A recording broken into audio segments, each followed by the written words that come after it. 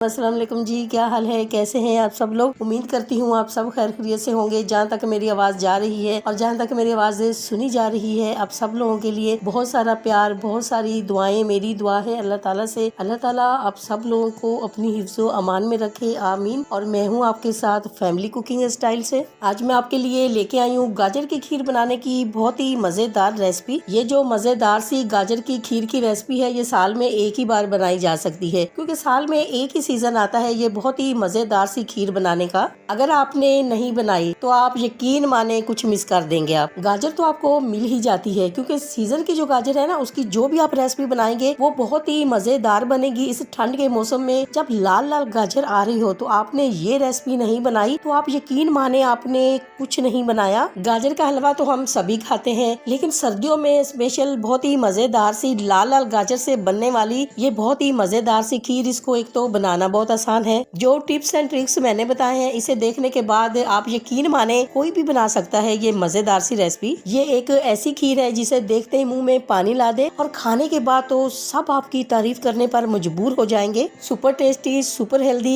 Unique गाजर की खीर बनाने के लिए मुकम्मल गाइड करूंगी। वीडियो को आपने अंत तक जरूर देखना है। मेरे तमाम सब्सक्राइबर जो मेरी वीडियो को लाइक करते हैं, जहाँ तक मेरी आवाज जा रही है, जहाँ तक मेरी आवाज सुनी जा रही है, वीडियो लाइक करने का दिल से शुक्रिया अदा करूंगी। तो चलें जी, रेसिपी की तरफ चलते हैं, रेसिपी देख लेते हैं।